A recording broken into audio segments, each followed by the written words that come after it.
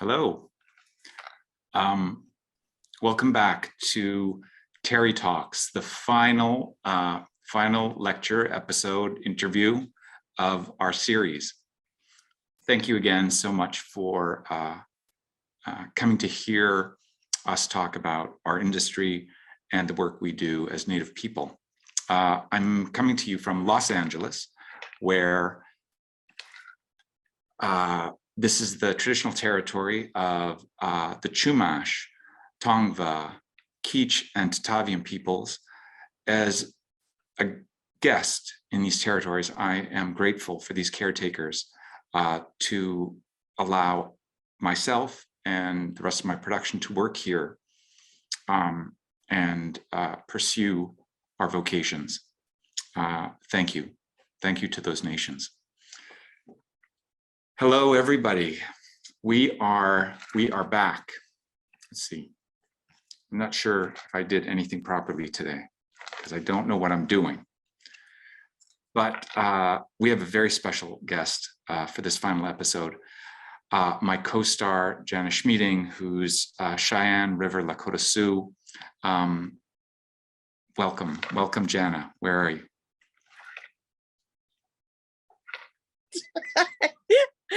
Hi. Hello, Jana. Thank you so much for being here. My absolute pleasure. I have my Hollywood mug.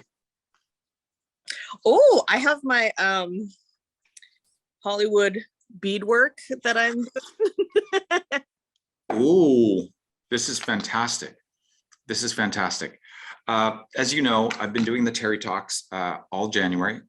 The first one was like a true Terry Talk where I had a keynote and I spoke about our industry and about the history of our representation.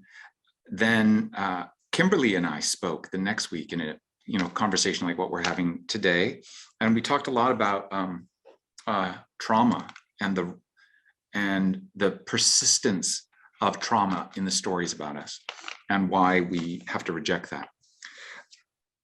Last week, I talked about the speech, all of Terry's big speech in episode 4. And that was a lot of fun to just take people inside my process, how I memorized it, etc.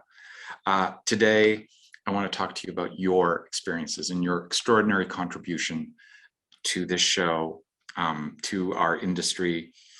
And of course, I want to talk about your incredible article in Vanity Fair. When I first read that article, I was like, this is the greatest thing ever, and everyone needs to read it. So everybody listening, you better read it.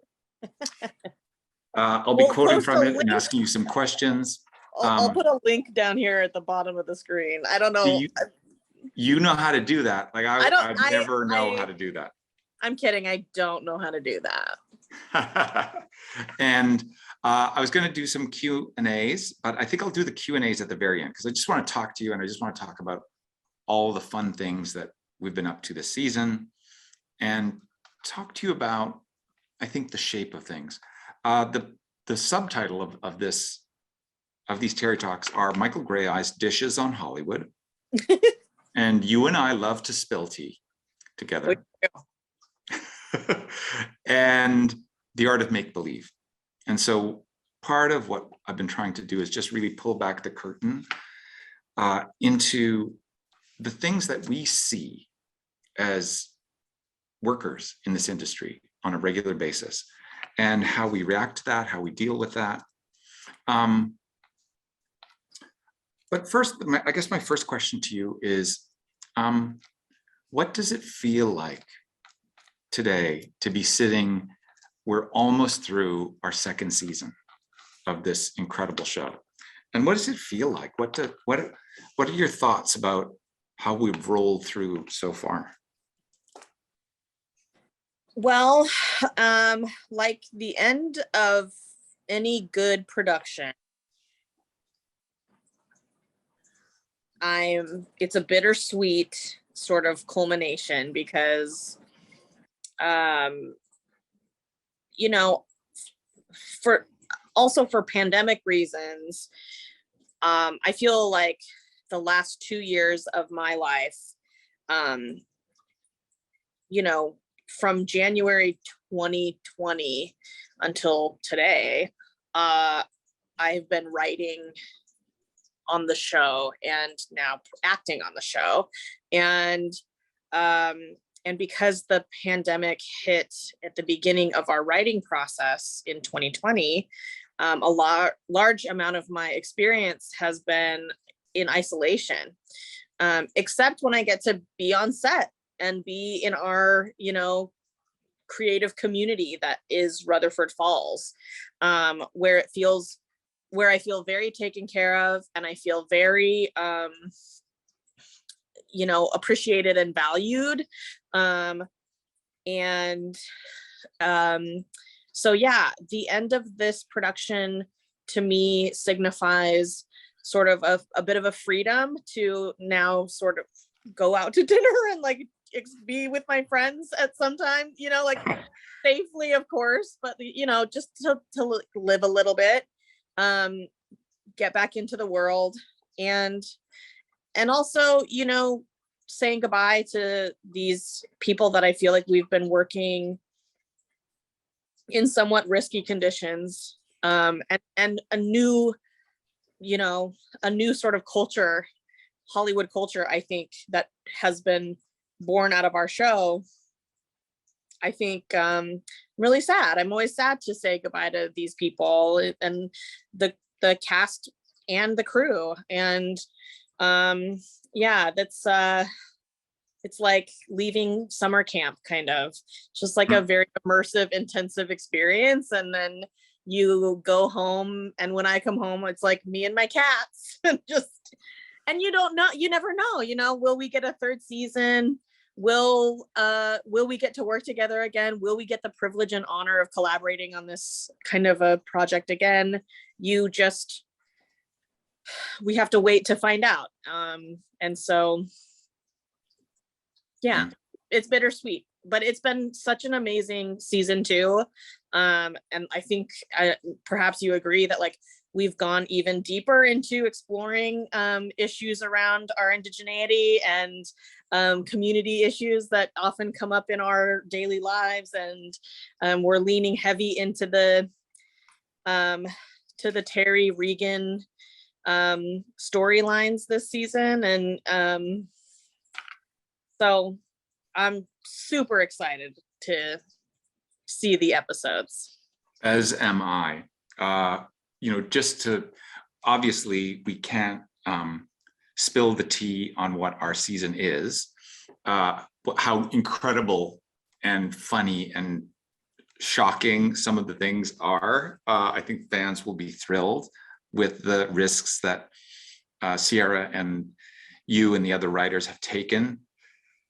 But I will say that I will agree. I was like, yes, we've gone deeper. We've explored each other's, you know, characters' lives in a new and interesting way. Like, so much of any first season is world building. We must establish, you know, this kind of universe in which we operate.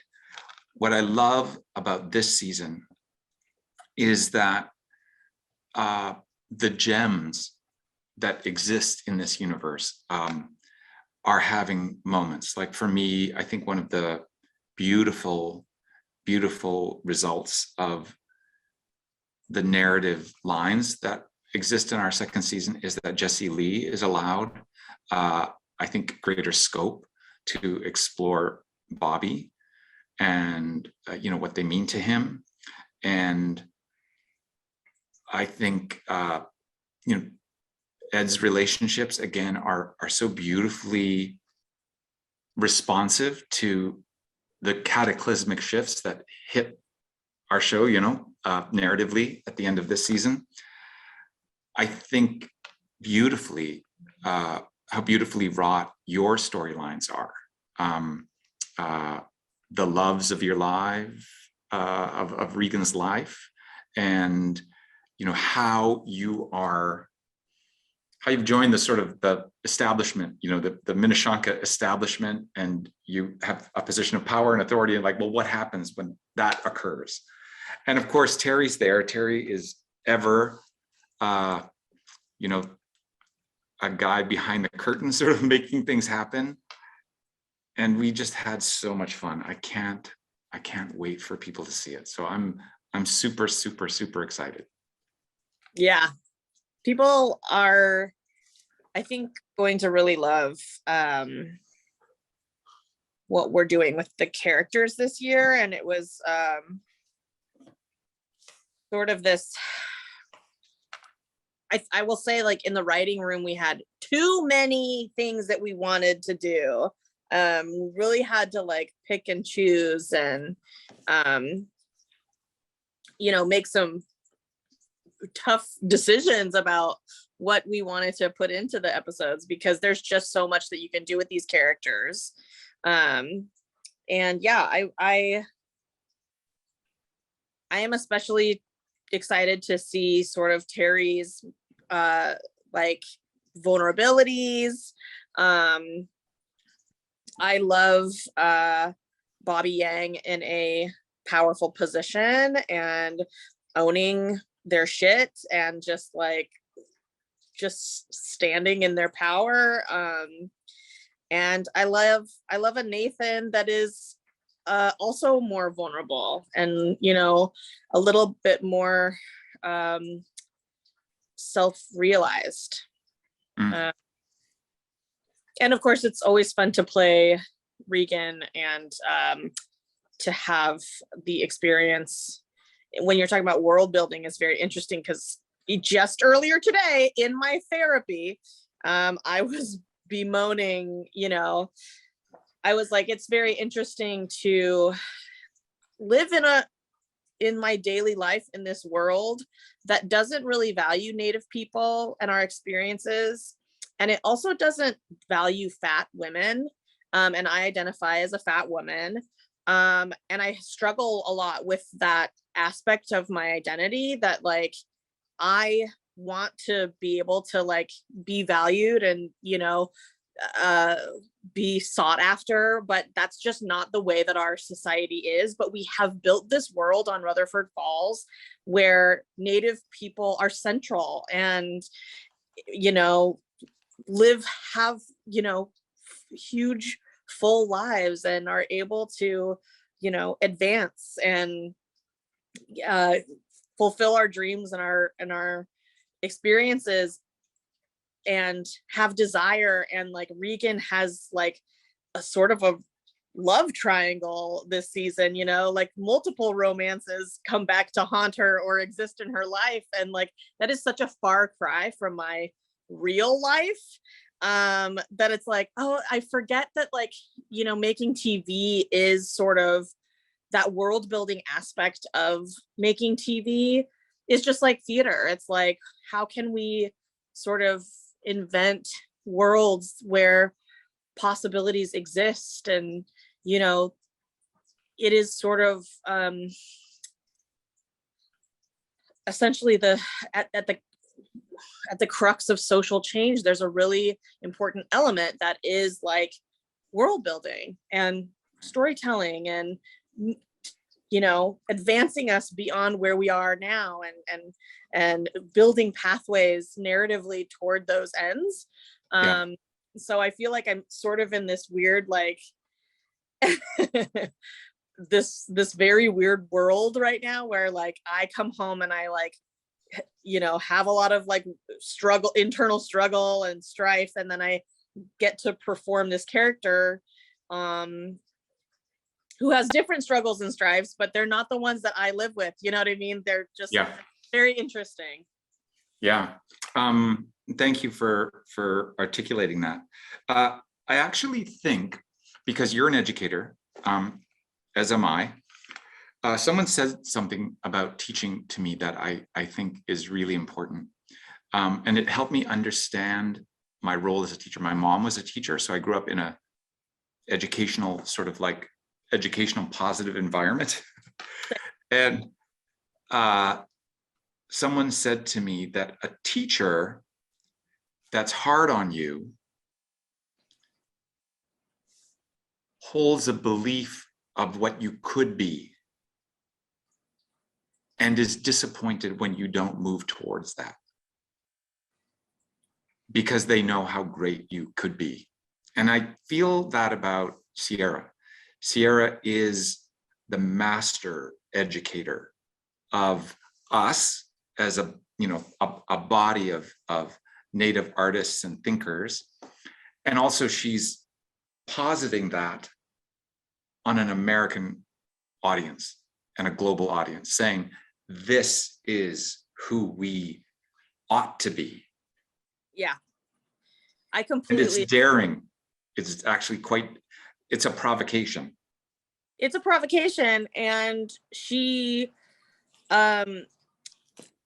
you know, something that is also true about our society and our culture is that we don't value the labor of women to the same degree that we value the labor of men. And for that reason, and that's so much more true in Hollywood, Hollywood being like a microcosm in many ways of the worst systemic cultural issues that you could Yes. find, you know? Yes. In an industry that is so unsafe for women largely, and especially intelligent women who are brilliant and like her, you know, she's going to have this project in her like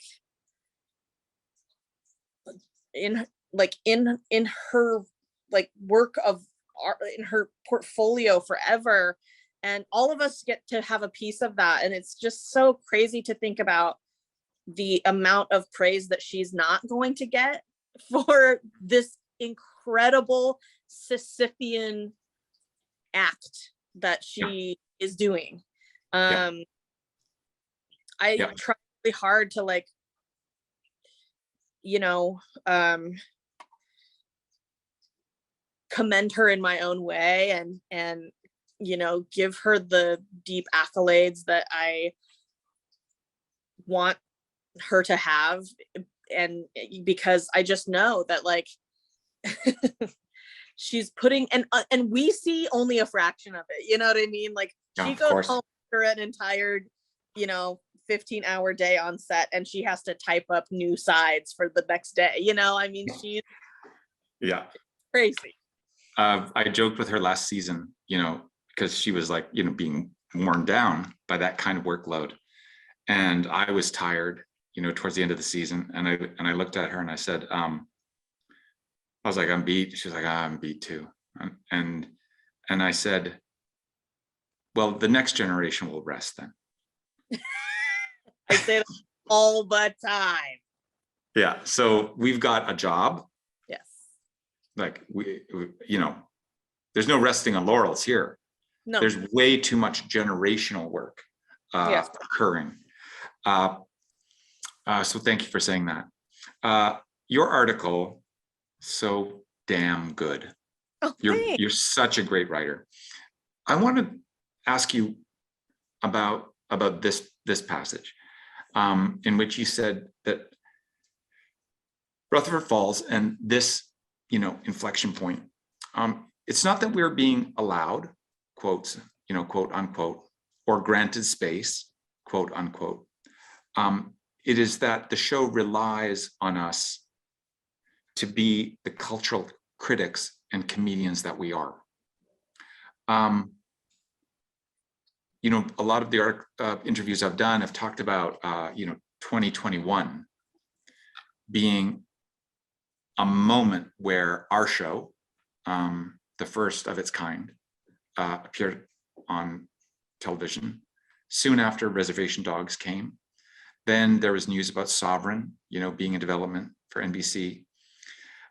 We had films like Wild Indian, Wildhood, other great films from our community being, you know, lauded in the press.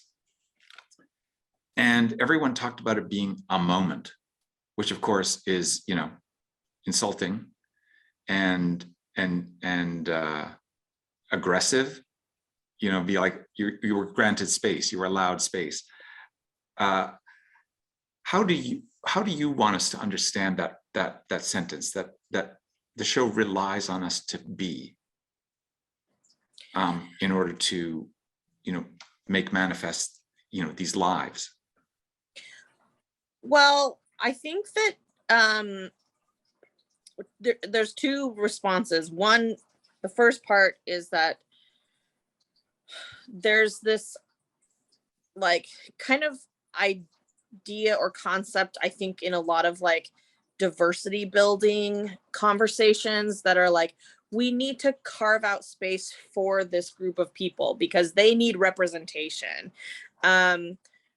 Which is to say that we need to see each other or something, as if other people don't need to see us. We need to see each other so that we can believe we exist, which is completely untrue because we see each other all the time. We do live in a world where Native people exist and are thriving and are living in modern times. So, and the fact that we're here making this show now is based upon generations of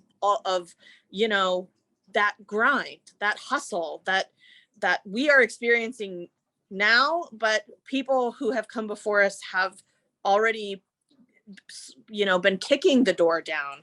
And that is sort of, like you said, the generational work that now falls upon us. It is our duty to continue to bust that door wide open, so that we are part of the mainstream conversation. We're here and we're leaving, and we are a group to be reckoned with. We have untapped stories we have 200 years of Hollywood that we've been erased from, and we have that and more amount of stories to tell. Right. So it's not because white people moved aside by any means that we are here. Secondly, I don't agree with the idea that representation is giving us an opportunity to see ourselves represented and that's the end of the work. It's like Native people have been sitting on the outside of mainstream culture for so long. We have been raised with our own histories. We have been raised by our parents and grandparents to challenge the common narrative, to challenge the white narrative. And it's been part of almost all of our crucial life's work. We have it within us, the ability to critique culture and mainstream culture and whiteness. We are very good at it. We've been doing it since we were children. We're as good as any other ethnic cultural group at, sort of exposing the farce that is white superiority. And I think that this show sort of relies on that ability for us as comedy writers and performers to finally be like, yeah, we have to, this is our time to shine. Like, pull out your white people jokes because here we are. Yeah.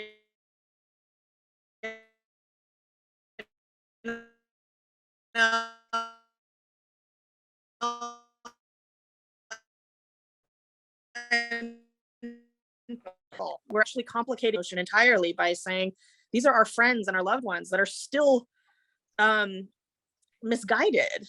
And so and this is how we walk through the world. Again, this is our ability to critique. We have to navigate carefully these spaces, lest we lose the people we love and have built relationships with. And that's sort of the careful dynamic between Nathan and Reagan that I think our show does so well, which is sort of exposes this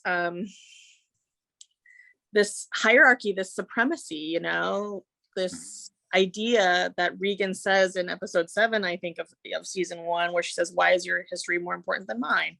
And it challenges this idea that the mainstream narrative isn't necessarily the correct narrative, and we are able as Native people to critique it and to be a part of its downfall.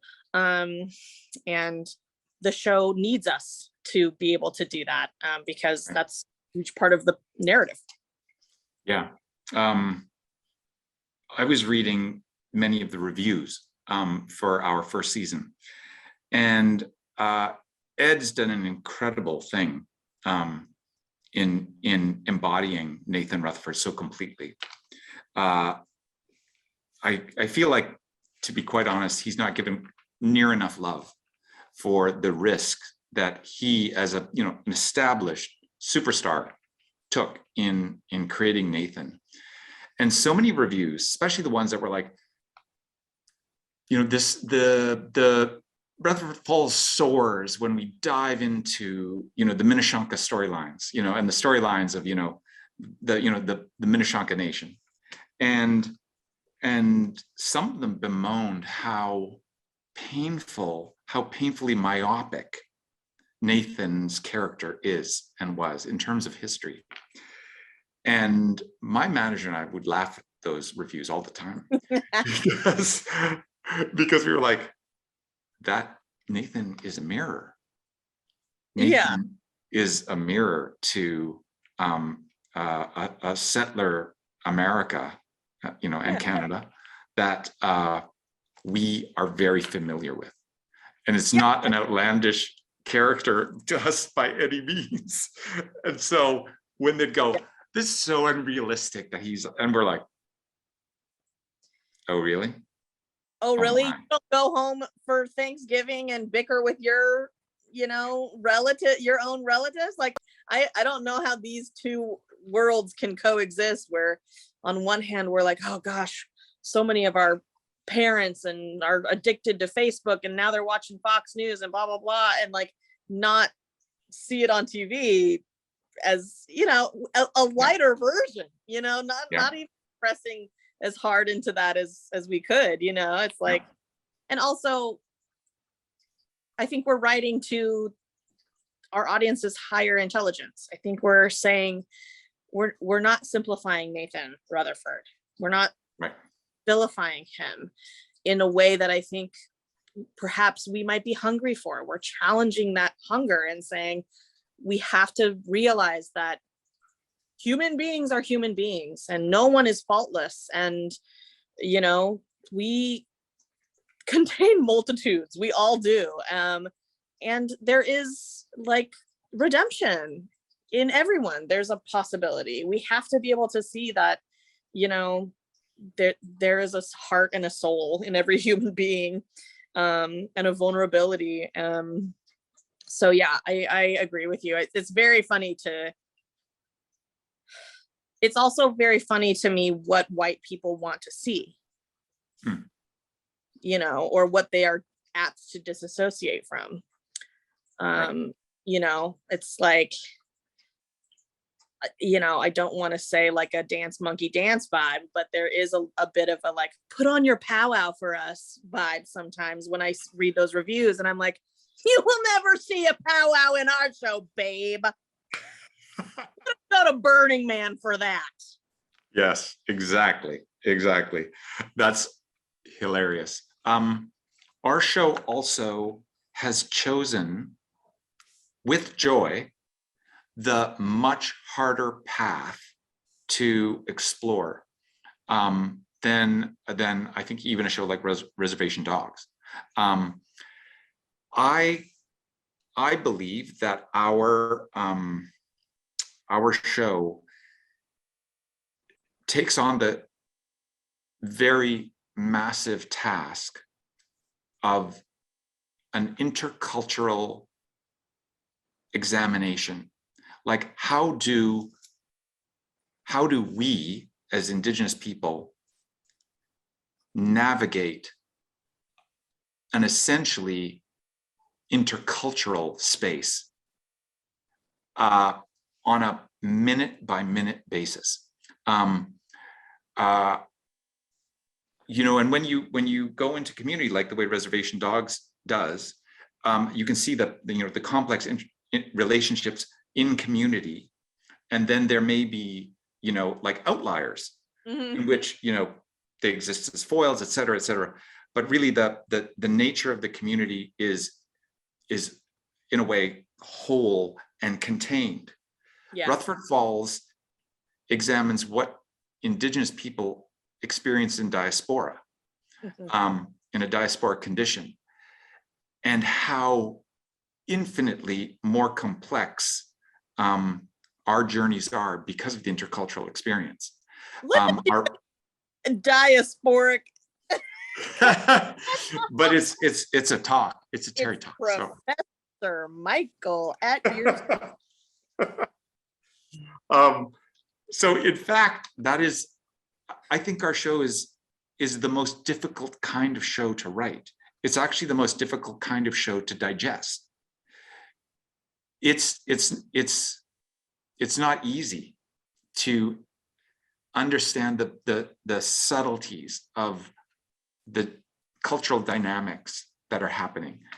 And the fact that our show turns to joy at every instance, like it could go somewhere, and we veer purposefully because Sierra's at the rudder and she just pulls us towards joy, because we could go angry, we could go self-pitying. I said that with the Terry speech I said, when I first said that speech, you weren't on set, but when I first said that speech, like there were like tears in my eyes, and it was kind of like, you know, that kind of like moment of like, I feel all of this. And Sydney and Sierra moved that performance, moved the needle of it towards empowerment. Yeah. And that's what they do. That's the difficult task that our show manages, like scene after scene, line after line, that we turn to joy, that we turn away from our trauma.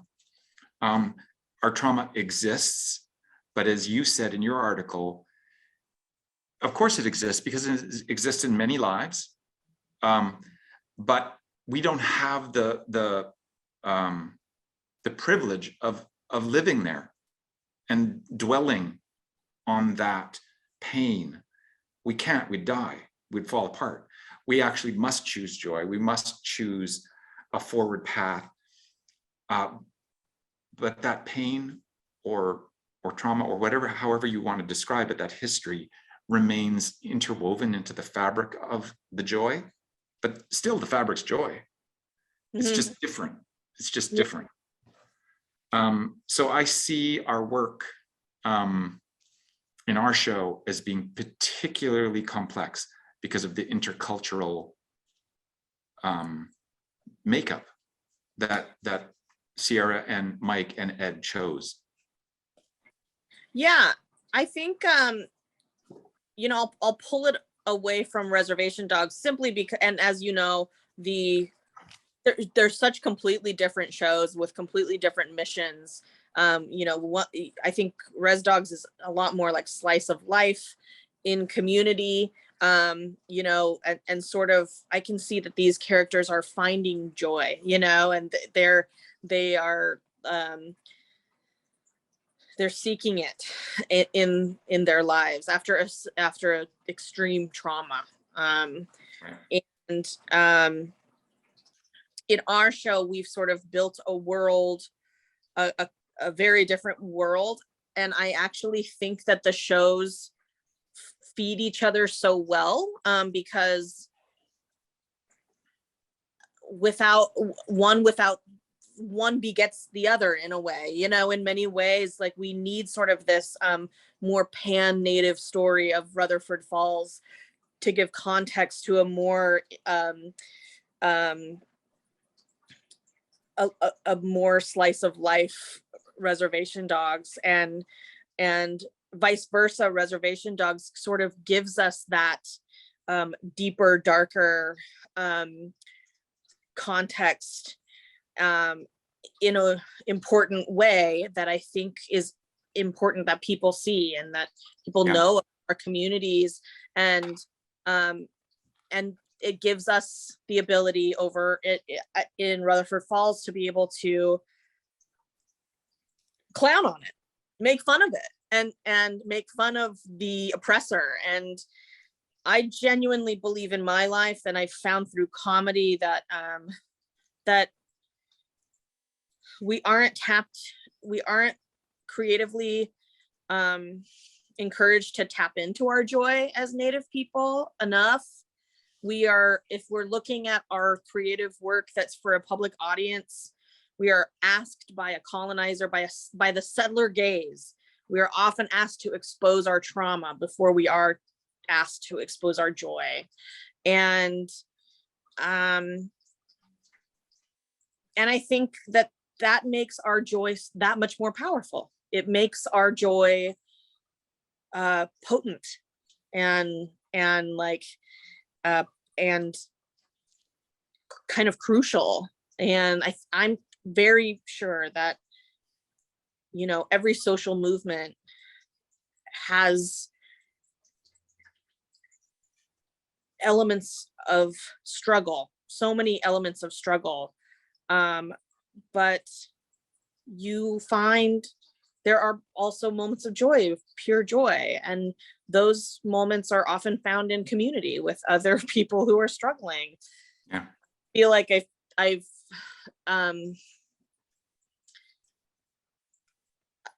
not sure if you watched the documentary about Martin Luther King Jr.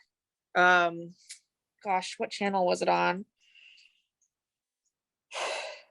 I can't remember which one it was on, but they're interviewing people from his life, you know, that are still living, and people from SNCC. And a lot of them were saying, what you don't hear about him as a man is how funny he was. His sense of humor was so dark. He used to talk about, you know, dying. He used to talk about like, oh, we better not go there, you know, that's where they're gonna get me, you know, very dark. Looking back, you know, just true fear and pain and struggle that is coming out in a way that everyone can agree with and identify with. And you have to laugh. Like, the pressure is just so great that that it's, you know, it's like a pearl. The pressure is so great that what emits is just this sense of, you know, absolute pure peace and joy. And so I think that we as Native people have so much of that. We all just carry within us just a well of deep, like, generations long laughter and jokes and, like, you know, just liberated joy. And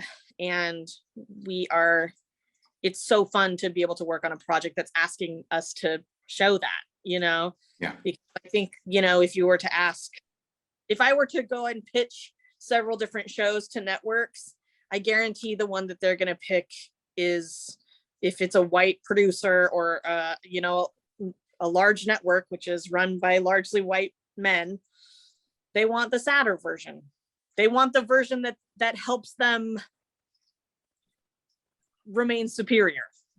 That helps us to you know, remain victims and keep us in our place. And, you know, we don't get to be full people or fully realized characters. You know, when you add joy into a character that has been oppressed, then you're seeing shades that you've never seen before.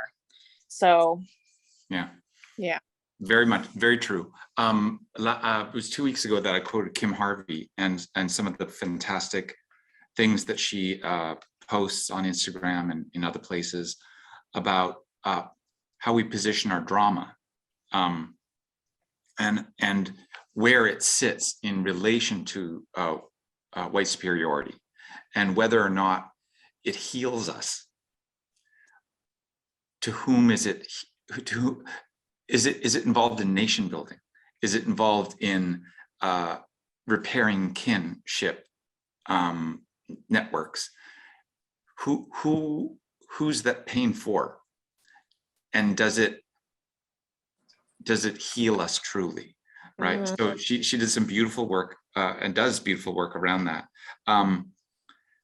And I And think, I think, want to say really quickly, I do want to say that there should be so much space for our pain in this industry. I mean, we have a great many stories to tell about our pain, and yeah, we have never been the storytellers behind a lot of it. It's only now that we're able to really helm and command our pain on screen. And so I anticipate a lot of very moving, painful things to come out of us artistically. yeah, I cannot wait. I yeah, want to see us all.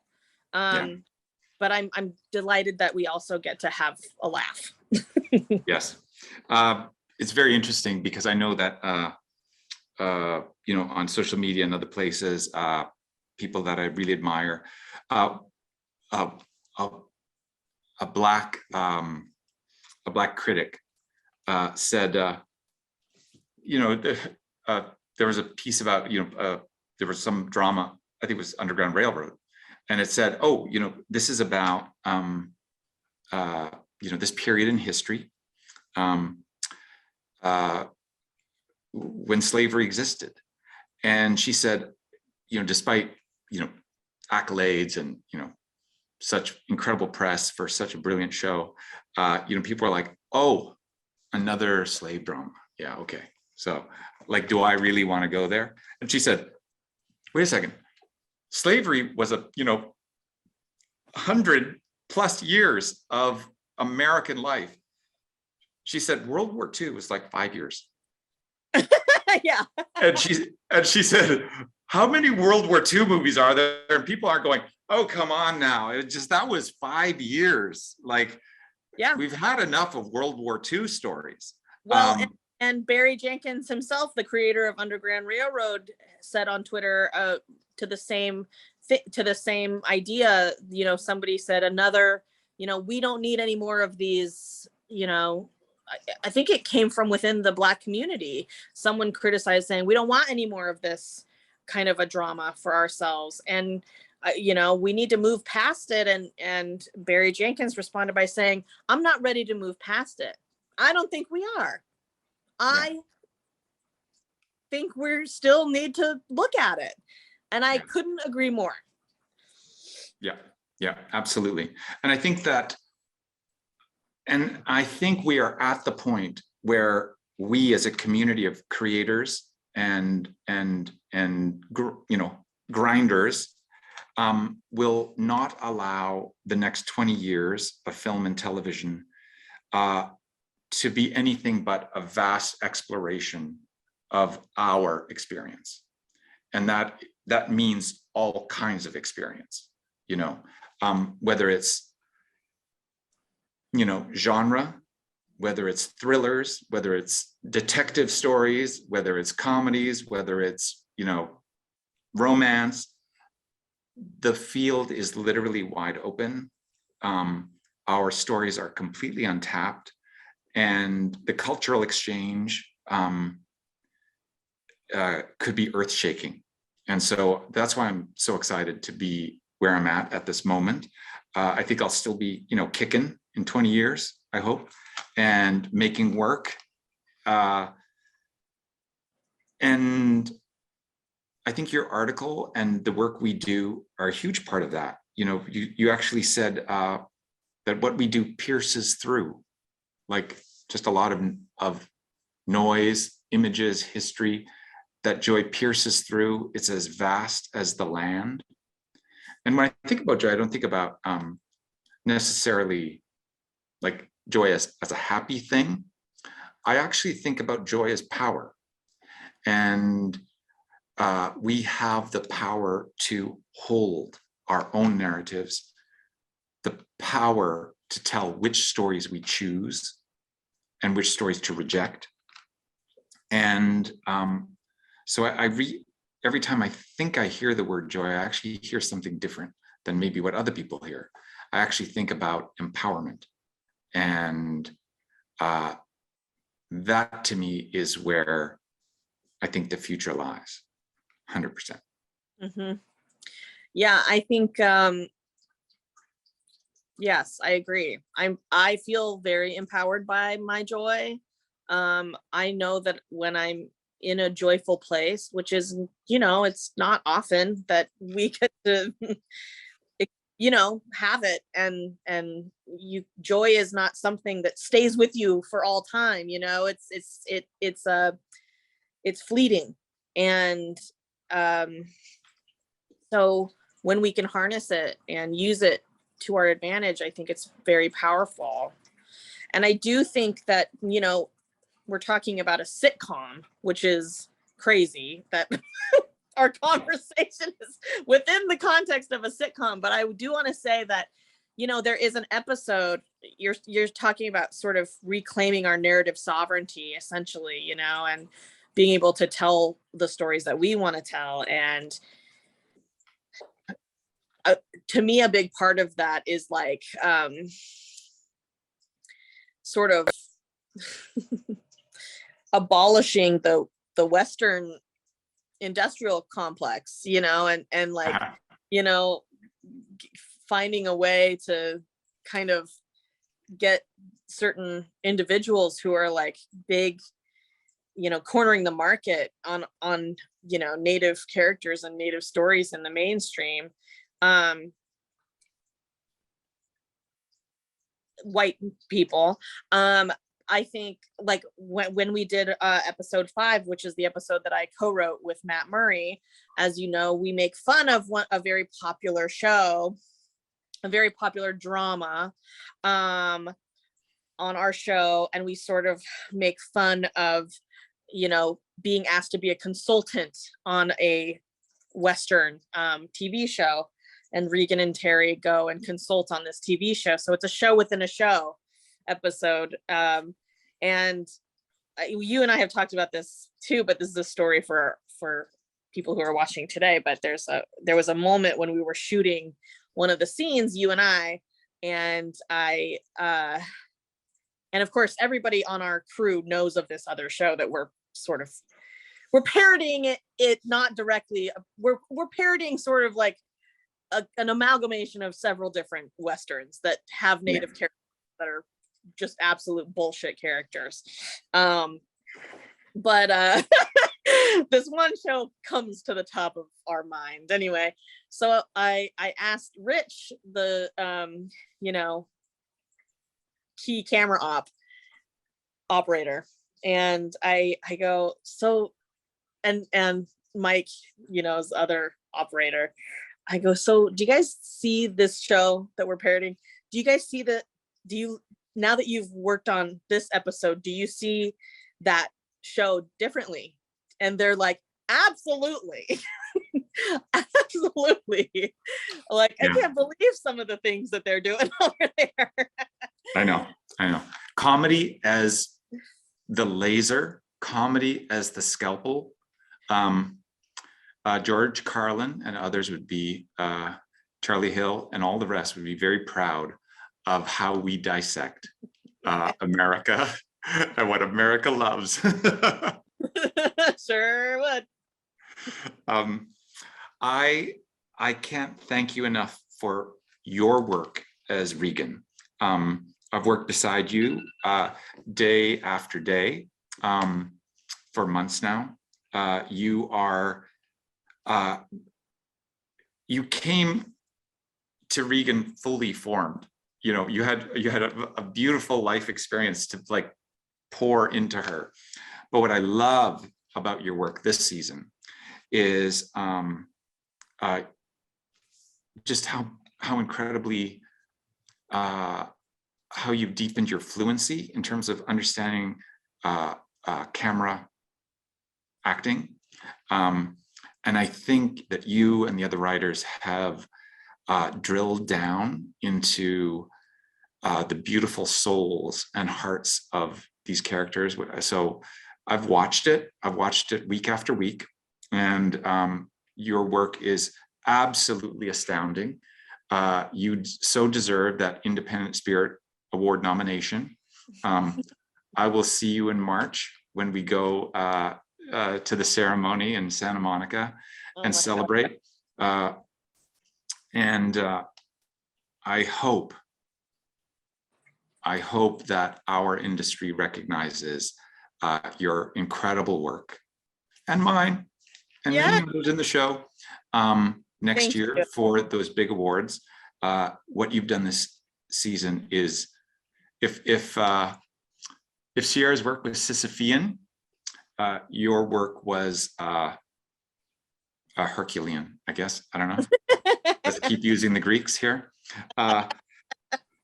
Incredible comedy, incredible beauty. So thank you for season 2. Thank you. Thanks, Uncle Mike. Good. Now I have some questions. Okay, great. We've got questions from the people, So I'll answer the first one and then you answer the second one. Okay. Okay. All right. In previous weeks, someone asked, you've talked about pushing back against scripts that perpetuated negative Indigenous stereotypes. What advice would you offer an emerging Indigenous actor who is nervous about pushing back or saying no for fear of being ostracized or created as a troublemaker? Are there ways around this? I have no idea where my Zoom window went. There we go. My response is say no. Say no to that which is egregious and dumb. Don't audition for it. Let them know. I did this. I wrote a director a letter. I've talked about it in previous weeks. I was like, okay, this is why it's so bad. And again, entering into dialogue is essentially the #1 way to do it.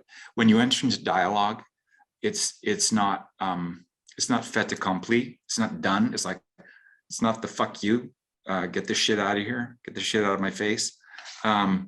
You engage in dialogue, and when we do that, we indigenize the process. We move people's opinions. So, but do not play nice. You know, like, it's way past that moment where we expect you to not know. That's infantilizing yourself, you know, as a settler. You should know, and shame on you if you don't. So that's my response. Okay, next question for you.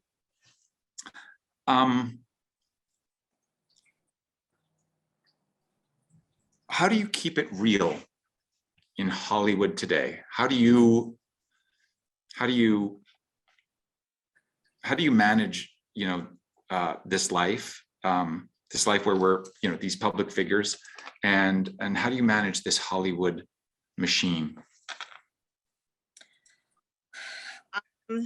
I was lucky to start my career in Hollywood in my late 30s. I've been doing comedy for a long time, since high school, since college, but never to this like level or degree of publicity. I think it's just a matter of being okay with being messy and, you know, not and imperfect, and keeping your friends close. And, you know, I will only engage with projects that feed me artistically. I'm also not in it for the fame. I think that helps, that like I've come to a place in my own life where I consider myself an artist, and I have several different creative practices, and I practice them with consistency. And so what I'm getting out of it is not, I don't see fame and celebrity or money as a direct result. That's never how it's been. This is the first time that's happened to me. I will say also that's challenging. It's a big system, and it's a lot of pressure. And during like the press rounds that we were going through after the first season, I sort of, you know, had moments of resentment about this system and sort of how it works. So I allow those feelings to exist too. But ultimately, at the end of the day, I really have to look at the work that I'm doing now as, like you said, generational work, you know, generational struggle. It's not going to be easy for me, and that's okay, because equipped. I've had other careers and I have, I've gone through challenging things in my life already. And so this is, this kind of stuff is a breeze. I've also been fortunate enough to work on projects so far in my professional career in Hollywood that the other people are Native and Indigenous and value me. So we'll see later on if my answer changes. Amazing, amazing. The last question for both of us is, what's next for us? So obviously we're going to do ADR. That's the next thing for us, automatic dialogue replacement. So we can add our lines into this season's final cuts without the dogs barking or the Burbank airport messing up our shots. And all those planes and helicopters that we deal with on a daily. And I also have a film coming out this summer called Firestarter. So if you're fans of Stephen King, be ready, be ready. I believe a trailer will be dropping sometime in February. It's a little secret for y'all. And I've had a chance to look at it. It looks pretty cool. So that's next for me. And what are you going to be up to, Reagan, after we're done? Well, I have a couple of projects that I'm trying to develop. I'm hoping to sort of develop a Indigenous foodways docu-series, and I hope to also, you know, work again at some point with the reservation dogs. Just throw me in anywhere. Yeah, I just want to bounce around and do other people's shows. But it doesn't matter what I want. It's truly like I am of the mind that like I'm not necessarily in a position in my career where like people are not banging down my door to like get me in as a part of their projects. It's truly up to me to write parts for myself and so I'm you know gonna try to write a feature film. I've never done that before, and that's a good like hard writing project that I want to engage with, and you know, continue to improve upon my writing. Amazing. I can't wait. You're such a good writer. I can't wait to park next to you next season. Season 3. And Peacock. At Peacock and Universal TV. We won't know about that until much later in the summer after our second season drops. But I remain hopeful because I think our project, Rutherford Falls, is, I call it in the ads, a grand experiment. And I think it's beautiful and important and timely and is such a joy to work on. And part of that is because I get to work with you. So thank you. Thank you. And I just want to thank everyone for coming to these Terry Talks. I hope that you've learned something. I hope that you've enjoyed the amazing guests that grace the program. And I hope you'll watch Rutherford Falls season 2. Thank you again. Take care.